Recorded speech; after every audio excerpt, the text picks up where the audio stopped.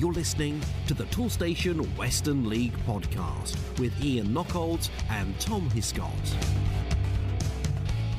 Welcome, listeners, to the Toolstation Western League podcast with me, Ian Knockholds, and I'm delighted to be joined on the line by a man making his debut on the Toolstation Western League podcast. It is our social media manager, James Healy. Hello, James. How are you?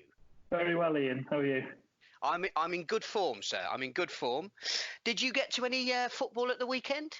I didn't, unfortunately. I was hoping to get to, I was down to 2 games to go to. I was going to go to Roman Glass, Bradford, or over at Portishead, Wincanton, but I'm afraid a case of the man flu caught up with me, so I spent Saturday curled up on the sofa, not feeling too great. We're gonna come to your role within the league in a minute, but I mean I have noticed that sort of since taking over running the social media for the Western League, you've been to quite a few matches, haven't you? And you always go armed with your camera, and we've seen some really exciting pictures, some really great coverage particularly on Twitter where I follow it, but of course we're on other platforms as well. So you have been you've been making yourself busy since you started, haven't you? Yeah, I have. Yeah, I've always like going to the Toolstation League grounds, bit of a ground hopper. So I tend to go to different grounds, and now in my new role, so going to games and taking photos and publicising what I've been doing is, I've really enjoyed it. And every club I've been to has been really welcoming as well. Just before we get into the meat and drink of this week's podcast, do you want to just tell the listeners what's taken you on your journey to the Toolstation Twitter feed? So how long have you got? Years ago, I started at Yeovil Town Football Club in their media office. So I was doing their programmes, interviews, website, things like that. That was before Twitter and social media, really. And then I left Yeovil and joined Bristol City. And I was there for 5 years.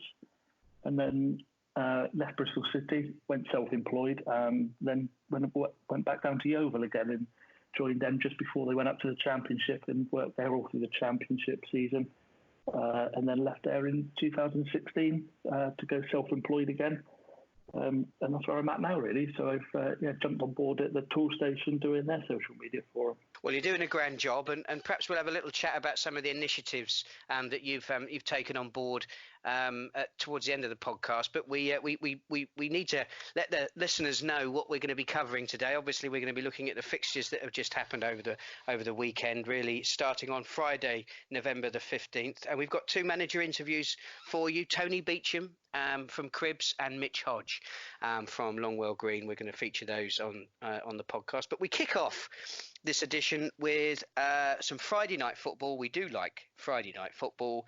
5 goals at Cheddar, and this was a bit of a humdinger, wasn't it? Yeah, everyone seems to enjoy Friday night football. Like you say, 98 travelled to watch this game on Friday evening, where Cheddar come out on top. It was drama filled, that's for sure.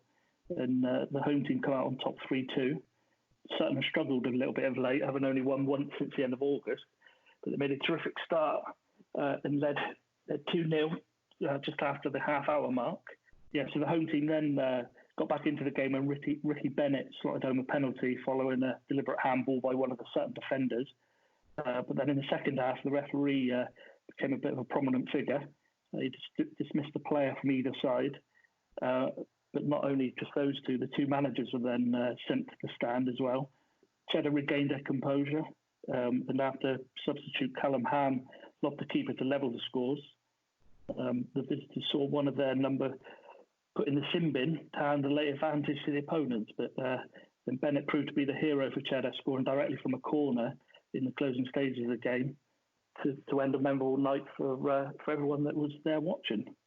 Yes, incident filled, and I'm just wondering if temperature starts to rise at Cheddar, do you think that they become a bit of a fondue? Oh, Ian. I know that was bad, wasn't it? Anyway, let's move on to Saturday the 16th of November, and we'll take a look at the fixtures in the Premier Division, and we're going to start this week's roundup by looking at Keynsham Town. They were at home to Cribs. Cribs survived an early blitz from Keynsham before storming to a quite impressive 5-2 victory at Crownfields. An own goal in the 10th minute doubled Keynsham's early advantage after Tom Knighton fired them ahead in the early stages. Cribs then turned the game on its head, scoring 4 first-half goals to build a comfortable lead at the break before adding a fifth and final in the 63rd minute to wrap up a quite impressive victory. 5 goals at Keynsham certainly is an impressive victory. And I started off my interview with Tony Beecham by reflecting on that impressive performance. We had a bit of a funny 10 minutes, the first half, going 2-0 down. But once we found our feet, we raced into a 4-2 lead and ended up winning the game 5-2. So very pleasing away from it, very pleasing. Now, you're still in the FA Vase and the Les Phillips Cup, so you haven't been as disrupted as much as other sides with their fixture postponements, but I suppose the longer that you stay in the cup competitions, if the weather doesn't hold, then that could become a factor for you, couldn't it? It could do, yes. Obviously, we've got we're waiting for Les Phillips between Buckland and Cheddarbury played this week, so that'll be put in next week away from home. So yeah, it could be a bit of an issue for us, but at the moment I think we're on top 4 games, so very happy so far. So it's not so much of a problem for you that perhaps you're looking for things to change next season? I mean, is just this disruption a sort of inevitable part of what life's like at step 5? Yeah, definitely. It's difficult. Obviously, we've had a great summer, and I think we're going to have a bad winter, to be quite honest with you. So there will be a lot of games from now until Christmas that won't be played. So, but lucky for us, we've got a decent setup, and we've got a decent groundsman. And to be honest, since I've been having there 4 years now, and I don't think we've had a game called off. Only if it was snow. So we're quite looked after, to be fair. Now, you've had draws against Bridgewater and Bradford, but a couple of heavy defeats from Bitton and Exmouth. What do you make of the quality of the Premier Division this season? I believe the Premier Division this season is a lot tougher than it was last year, 100%. There's some very good sides in it. Obviously, Exmouth have come in, Tavistock have come in, very good sides to join Plymouth and teams like that. So yeah, very competitive this year, and it's very, very, very hard. Now, currently you're mid-table, you're 11th. Is that a fair reflection, do you think, on your form this season? Yes, I believe so. We didn't start the best. We've had to make a few changes with the playing squad. And we didn't start very well. We took a couple of void-ins, if I'm honest. But hopefully we've turned that corner now. We won 4 on the bounce. And we'll be looking to make it 5 on Saturday against Bridgewater. So where would you like to see the side finish come the end of the season? At this moment, at the start of the season, I wanted to, with the side we had from last year, we finished really strong last year. And we kept the same team. It didn't work out, and I was expecting to be in that top 8. But now we started very slowly. Hopefully we continue to form in now, and I still believe that we can get in that top 8. Now, you've got Bridgewater at the weekend, you've mentioned that. You've already played them once this season. Do you think that this is going to be a different game to the last time the two sides met? Do you think that perhaps Bridgewater have got a point to prove to see if they can get all 3 points off you this time? Yeah, Bridgewater are a good side, don't take that away, but we played them early part of last season, and if I'm honest, if I remember rightly, we were 1-0 up, and we scored a bizarre own goal in the 94th minute. So yeah, they'll come there, they'll want to put that right, but we'll also like to keep our them continuing, so we'll be looking to get the 3 points. This month we're featuring volunteers on the across the Toolstation Western League. From your perspective as a manager, when you think about a match day at Cribs, what does it mean to you in terms of getting more people in, not only just to watch you, but also to get involved with a club like Cribs? What are the benefits, do you think, of people getting involved in grassroots football? We're a bit of a small club, if I'm honest, up to some of the clubs in this league, and we're run by less volunteers than a lot of other clubs, but the people we got involved are very good at what they do, and to me, I think they do too much, if I'm honest. We do like to get more people in, but obviously with the catchment area, it's quite hard. I mean, one of the things that we've talked about on the podcast is over the years historically, and of course you mentioned that we've done quite a few interviews over the years. There are various challenges that non-league football faces, whether it's player availability, people to run the club, but actually, the other stuff that people are talking to me about is the travel distances, and of course with the proliferation of clubs down in Devon, and next season, of course, it will be Cornwall. That's only going to get greater as well. So it just feels to me, as a fan, from the fans' perspective, that there's a lot of pressures on grassroots football that perhaps have evolved in the last few years. I don't know. I mean, you've been involved in the game for a long time. You might have seen it all before, but I just wondered, from your perspective, what are the things that worry you? Yeah, like I said, with the travelling side of it, it's getting harder and harder every year. But what I don't get about it is we could go as a Bristol club, obviously with the Devon sides coming into it. As a Bristol club, I don't understand why we go to a Bristol side on a Saturday, and we've had a game called off at Exmouth last Saturday before, and now we've got to travel down to Exmouth in February on a night game. Now, for a club like ours, or anybody in Bristol, it's a big commitment to finish work and then get down to Exmouth with traffic for a 7:30 kickoff. So I think the league or leagues around all different standards need to look at that and have a look at see where it puts the clubs, because one is it is a big expense. Two, you ain't going to get the availability you want, and three, if you go down there with a week inside, you know what's going to happen.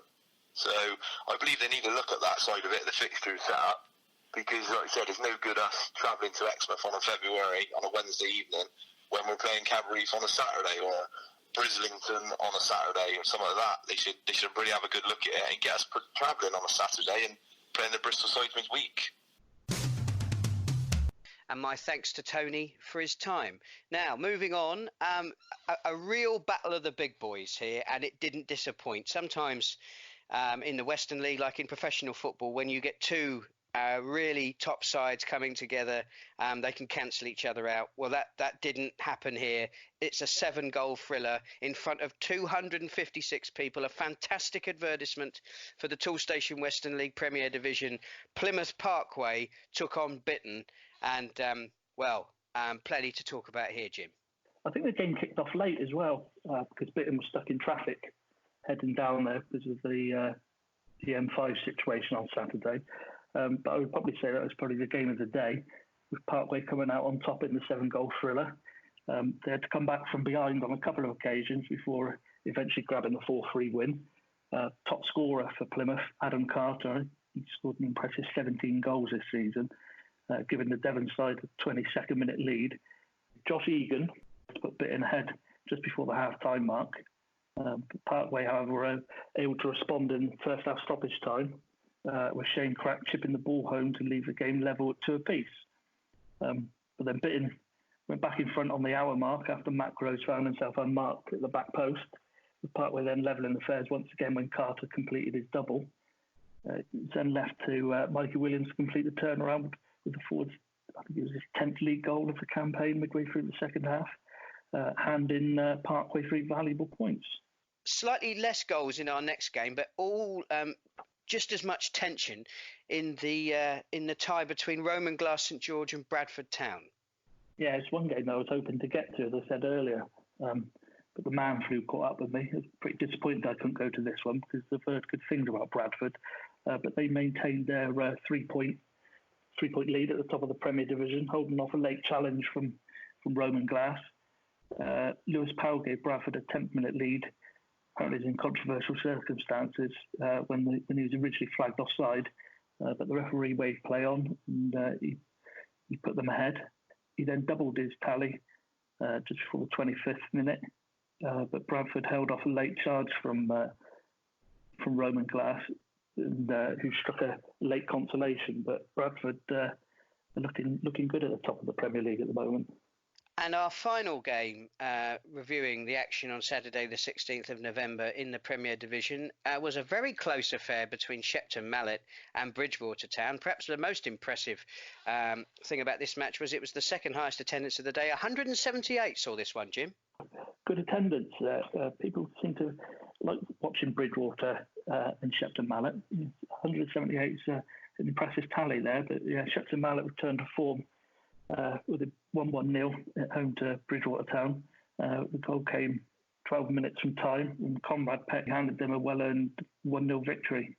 But yeah, the Shepton Mallet seem to blow a little bit hot and cold, but I think if they find form, they could be pushing that towards the top half of the table. Now, moving on to the First Division, and our first featured game from Saturday's action was Portishead. They were at home to Wincanton, and of course, Jim, Wincanton have been in a very good run of form recently. I say recently because they haven't actually played very much, have they, in the last few weeks? They haven't, no. Saturday's game where Portishead was their first time that they've been in action since the 26th of October, so I think they were really looking forward to the trip to Portishead. And they come away with a dramatic 3-2 win. And Connor Williams scored with virtually the last kick of the game to give Wincanton a 3-2 win. Toby Cole given Wincanton the lead after just 7 minutes, but Portishead then hit back and led at the interval thanks to a pair of quick-fire goals. And that man Cole struck midway through the second half to draw the game level, which set up a tension early. And then Connor Williams then struck in the 5th minute of stoppage time, much to the delight of Wincanton and their fans. Our next featured game is a side that you know very well, Jim. Sherborne Town were at home to Oldland Abertonians. That's right, yeah, down in the deepest, darkest Dorset. The team I follow in the Toolstation League, Sherborne, coming away with a 2-0 win at Console Stadium at Raleigh Grove. Alex Murphy again, he scored both of the goals. He's on a good scoring streak at the moment, but he broke the deadlock just at the end of the first half, and then doubled his tally midway through the second to hand Sherborne their 7th win of the league season so far. And our final game to review on the podcast in the First Division, Welton Rovers, the Green Army, they were at home to Longwell Green Sports. Now, Longwell Green Sports have been on a very good run of form. Were the Green Army up to the task? They weren't, unfortunately. No, Longwell Green left with a 3-0 victory. Carl Box's speculative effort put the visitors in front after 15 minutes, and then Luke Bryan stroked the ball home 7 minutes later to give Longwell a strong foothold in the game. The third and final goal also came just before the break, with Jordan Greenwood tapping home to put them within 1 point of the top 2 in the league table. I haven't had a chance to catch up with an old friend of the podcast, Mitch Hodge, the Longwell Green manager. So I thought that victory was a great opportunity to go to get back in touch with Mitch. 3 goals in the first half, none in the second half. So I asked him whether that game against Welton Rovers was a game of 2 halves. Yes, definitely. So we got ourselves sort of 3-0 up in the first half. Without playing particularly great, if I'm honest. I thought, we'd done enough, obviously, to deserve to be in the lead. But probably gifted a few goals by their goalkeeper. And then sort of second half, if I'm honest, was a bit of a no-show, really. We got our lads in at half time, and just sort of tried to be as constructive as we could with them.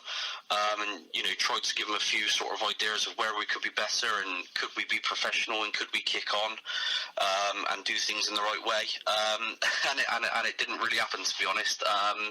It was a bit of a no-show in the second half from both sides, really. But from our point of view, 3 goals, a clean sheet, and we move on.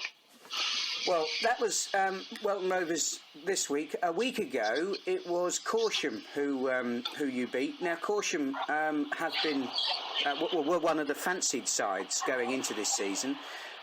So two matches in 2 weeks with sides with contrasting form, but you managed to beat Corsham as well. Do you think that consistency is one of the critical factors to success in the First Division this season? Because we see every week, don't we, sides, the form book almost going out the window. Yeah, definitely. I think like you said, you're looking at the results every week, and there's always some shock results in there, like sides who are sort of in the bottom half beating sides in the top half. But I do think there's a few sides that are maybe in a few false positions, sort of down in the bottom half. You look at Warminster and Corsham are probably they probably want to be a bit higher up. Cheddar are probably looking at themselves. I think they're sort of 7th or 8th at the moment, but they'd certainly want to be a bit higher up. But I do think that from our point of view, we're obviously on a pretty decent run at the moment, and the longer we can continue that and get points on the board as early as possible is obviously a benefit for ourselves, because like you said, everybody's beating everybody, and the sooner we can get the points on the board, the better, really.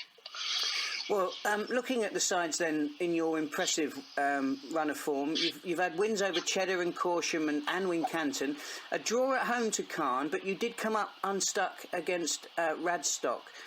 Which sides do you think, which sides that you've played so far have impressed you the most? The two sides directly below us, if I'm honest, Ashton and Backwell and Radstock. So along with Sherborne, they're the two sides that we've lost our games to. And yeah, I think at the end of the season, I'm sure that they'll both be up around it. Yeah, I think those two sides definitely. It pains me to do this, but we have to talk about the weather because it's been playing havoc with the fixture list in recent weeks. How do you feel that the cancellations have affected you and your team? I mean, is there anything that you think could be done differently about the fixture schedule? Well, yeah, we've had a few games called off in recent weeks, like everybody, and it's been a bit disappointing because we are on a pretty strong run at the moment. And obviously, when you're playing well, you just want to keep playing and hope that you continue that form. Obviously, when you get games called off, you're a little bit worried that if you haven't played for a few weeks, will the lads go out and do what they've been doing? I see a few things on social media from various people about perhaps we could get some more evening games in sort of in August, September time when the weather's better. I do think I agree with that. Even if we could just get 2 or 3 games in just to get us ahead of our games, but I mean it's not really for me to say. Really, we're part of the league. We know the situation. We know the teams we've got to play. We know the weather every year in England is never going to change. So yeah, it's just you just got to get on with it really and do the best you can with it.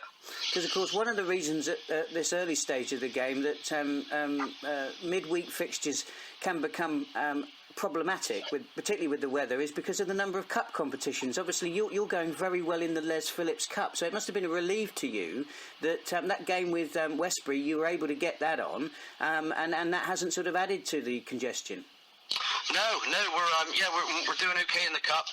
To be honest, from our point of view, with our squad, it's nice to have these cup games. We've got a very big squad at the moment, and everybody's on board with it. So these cup games do give us a chance to sort of rotate things and keep everybody happy in the squad. Yeah, no, it's good. I think at the moment, yeah, from our point of view, it's nice to have these cup runs and see how far we can get in it and just keep going with it, really. Well, I was at that game you played against Westbury, and of course Westbury are a Premier Division side with some pedigree. But I thought you acquitted yourselves incredibly well on the night. Obviously, you came away with the victory, but there didn't look to be a division between the two of you. Well, I thought we played well. I think there's massive credit to our lads for the way they conducted themselves throughout the game. We defended as a team. I thought that going into the game that Westbury would be better than us technically. Obviously from where they are, that they're a league higher, and as you said, they've been doing very well in the Prem Division since they've gone in there. So we were prepared to maybe let them have more of the ball and sit back and defend and sort of maybe play on the counter a little bit. And I think our lads done everything superbly that they could. And I think just looking at Westbury, really, from where Longwell Green are now, and you look at Westbury, that's probably where we want to aim to be, really, if we could use them as a model. A side that's gone up from the First Division a couple of years ago, established themselves now in the Prem Division, and I think for us to come away and beat them on an evening game on a one-off is great, but whether we could do that week in, week out in the Prem Division, I think it shows we have got some way to go, but I think we're certainly taking the right steps. Well, it'll be quite exciting, I'm sure, for your fans if you can put together a good run in the Les Phillips Cup. But would you take that over a top 4 finish this season? No way. I mean, it's nice to have these cup runs, but if I'm honest, I mean, it's all about the league for us. I've made no secret of that to people inside and out the club that we really do want to get promoted this season. I think anything less than that would be a failure on our part. And I know that adds some pressure to us, but it's pressure that we've had all season coming from ourselves. We know where we want to be. The aim is to get Longwell Green back into the Premier Division as quick as possible. Don't get me wrong, a cup run's great, is great for team morale, is lovely to be a part of it, but the league's our bread and butter, and that's what our main focus is. Now, you've got Devizes at the weekend, and they're not in the best of form, it would be fair to say. But in fairness, they're probably in a similar situation the last time the two of you played, in a game that I consider to be probably the greatest game of Western League football that I've ever watched. Probably you wouldn't necessarily agree with that, but it just goes to show, doesn't it, that you can't take anything for granted, no matter how poor form sides are in, because anybody is capable of beating anybody on their day. Yeah, absolutely. I mean, like we said just now. I mean, you look at the results in the division every single week, and there's shocks in it, and you turn around and you think, oh, this side shouldn't really have lost to that side, but it does happen. I mean, every side you play in this league have got quality players, and on their day, anybody can beat anybody. And it's not so long ago that I was managing Longwell Green in the bottom of the Prem division the year we went down, and we beat some sides in the Prem that nobody thought we'd beat. So I think anybody on anybody's day can beat anyone, really. So yeah, we'll need to have our wits about us, and definitely not take anything for granted. Even if you are 2-0 up at half-time? Yeah, I certainly don't need reminding of that. All right. I'll leave you in peace then, Mitch. Thank you very much for taking the time to speak to the podcast. It's been great to catch up with you, and congratulations on your great form. And hopefully, when we speak to you later in the season, it'll be interesting to see whether you've been able to keep that up. Thank you, and I really appreciate it. Thank you. And my thanks to Mitch for his time. That sums up our review of the matches that were played at the weekend. We now take a look at the games that are coming up. Quite a lot of County Cup action going on still at the moment. We do have some midweek fixtures in the Premier Division and in the First Division, a bit of Wednesday night football. But really, the real meat and drink of the weekend's action takes place on Saturday. Hopefully, the weather won't be interfering with our fixture list as it has been. Looking at the Premier Division matches, Jim, which game tickles your fancy? I'm going for, just looking at the list, Shepton Mallet versus Tavistock. I'm going to go for this weekend, 10th versus 14th. Both, I think, if Tavistock win, they could draw level on points with Shepton Mallet. So, yeah, I'm going to go with them. I think they've... I'm going to pinch your stat area. Tavistock have played 22 games, and they played Shepton Mallet 4 times, I think it is, in those 22 games. So we worked it out. Well, you worked it out. It would be 14% of all their fixtures have been against Shepton Mallet. So after this weekend's game, that rises to 17%. So brilliant at maths. Well, yeah, there are maths teachers all over the Western League cringing at your arithmetic there. They've played 22 times, Tavistock, 3 of which have been against Shepton, so that's 14%. But 4 games out of 23 will see that rise to 17. But we got there in the end. I don't think you and I would be. You could tell I failed GCSE maths. Well, we won't be appearing on Countdown anytime soon, will we? That's for sure. No. We move on. Well, my pick of the Premier action is going to be Ray Johnson's Hallen side. They entertain Westbury United. Now, last season, I had the pleasure of watching the reverse of this fixture. Westbury entertained Hallen. Hallen hadn't been doing particularly very much in the league at the time. Westbury, I think, were unbeaten, and Hallen were the first side, I think I'm right in saying, to actually take points off of Westbury on that occasion. They got a draw in Wiltshire. Hallen, of course, have been going great guns this season, and I'm sure they'll fancy themselves to continue that good run of form. But of course, Westbury United are no mug, so I think that would be a highly competitive game played at Hallen. Now moving on to the First Division. And I suppose there's only one place you're going to be really that interested in on Saturday, Jim. Yeah, that's again down in Dorset, Sherborne, entertaining Ashton and Backwell United. Sherborne looking for their 8th win of the season. 8th versus 6th. They've both got a fair bit to play for. Both looking to push on and push into the top 3 if they can. And well, one fixture catches my eye, which is Longwell Green at home to Devizes. Perhaps not the that won't be my pick of the fixtures, because on the form guide would suggest there's only going to be one winner here. But I attended this game last season, and it's got to be. It was at Devizes, I have to say, but it's got to be one of the greatest matches of Western League football I've ever seen. Devizes 2-0 down at half-time, down to 10 men, came back to win that game 4-2. An incredible afternoon at Nurstead Road then. Whether or not they're going to be up to the same heroics this weekend, well, only time will tell. The First Division is a bit of a crazy league, turning the form book on its head. But they're going to have their work cut out, definitely, because Longwell Green, from what I saw of them at Westbury in particular, they look a seriously good outfit. However, I think the game of the day to be in at the First Division will be a Wiltshire derby between Corsham Town and Calne Town. These two sides, both fancied, of course, early season. Corsham haven't got off to the best of starts, but they're certainly working their way up the table. There's a lot of players swapped between these two sides in the early part of this season. So whether or not that adds to a little bit of spice or not, we'll have to wait and see. But certainly a result to be keeping an eye out for. And I wouldn't be at all surprised if that's another three-figure crowd in the First Division. So that's my pick, Corsham at home to Calne Town. Now then, we're going to have a look at the league tables, because we haven't done that for a couple of weeks. And Jim, who's flying high at the top of the Premier Division? Well, Bradford Town are looking good at the moment.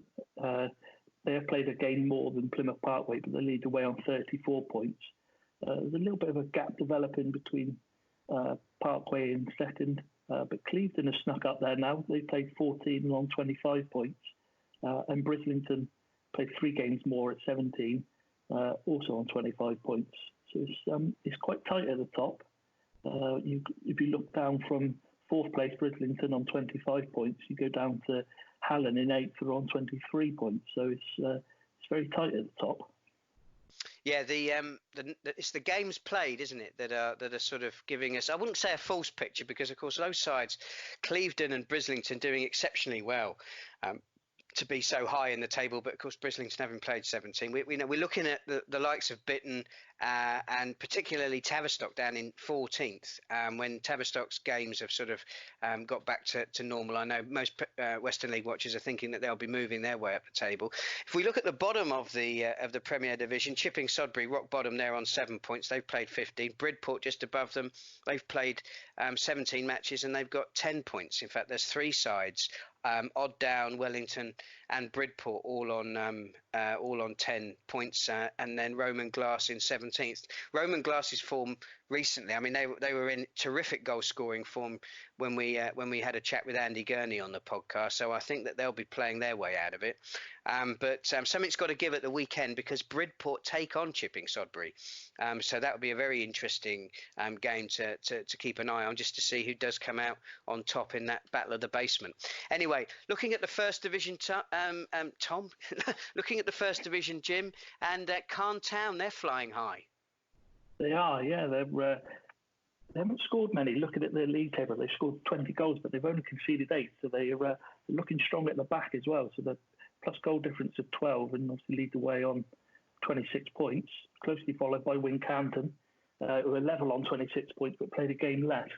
So yeah, it's your pick of your game for the pick of the weekend, Calne. I think they look a good bet at the moment. And if we look at the bottom of the First Division, Bristol Telephone's still there. They played 14, they got 4 points, and then 3 points above them, Bishop Sutton. They played 11. They're on 7 points. Hengrove, now I think they're showing signs of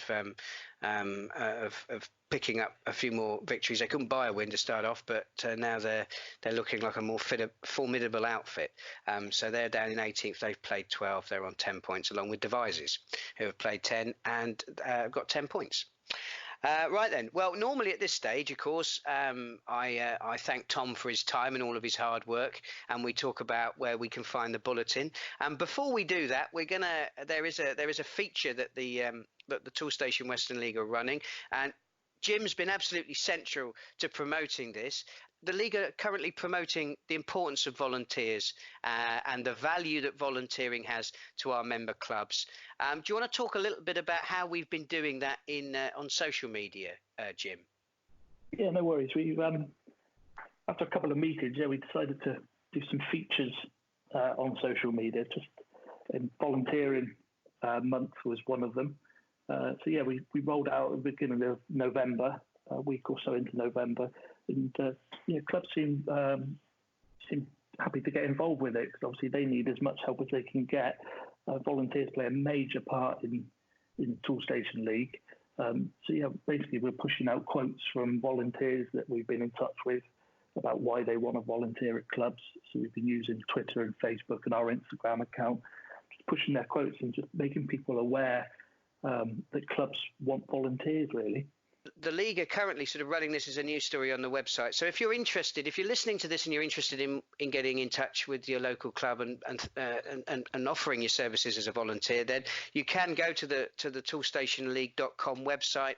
And if you follow the news story on volunteers, then there is we've got a jobs board really of the clubs that have come back to us asking for volunteers. I mean, frankly, it's a bit of a no-brainer really. All clubs in grassroots football, let alone the Western League, are looking for more support, particularly on a match day. And it is a wonderful way of getting involved with football. I mean, I volunteer my time to do this podcast, and I thoroughly enjoy the opportunity it gives me to engage. So although football is the game we love, you don't necessarily need to be playing or managing or coaching to be involved in football. There's lots of other hospitality, media, publicity, catering, lots of other roles and administration that clubs need support with. And of course, there are some wonderful people in our league who've dedicated a lifetime for no financial benefit at all for the game that they love and for the clubs that they love. So hopefully this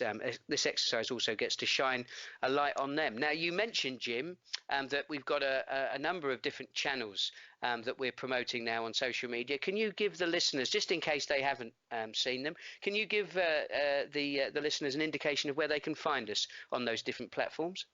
Yes, so we're on Twitter, Facebook, and Instagram at the moment, using the same username, which is TS Western League. So we do search for us on Twitter, Instagram, and Facebook. We'll come up. We've got a fancy yellow graphic, so you can't miss us. Yeah, so the followers are growing gradually, and we're trying to promote clubs on there. So if clubs want stuff promoting, then feel free to get in touch. You can also email me, which is james.healy@toolstationleague.com. And one of your other inventions since coming on board has been the Spot the Ball competition. And may I just say that is a thoroughly entertaining activity I look forward to every week, even though I consistently manage to get it wrong. Yeah, I think you're the only one that gets it wrong every week. Ouch. Right. James, thank you very, very much indeed for your time today. It's been great having you on the podcast.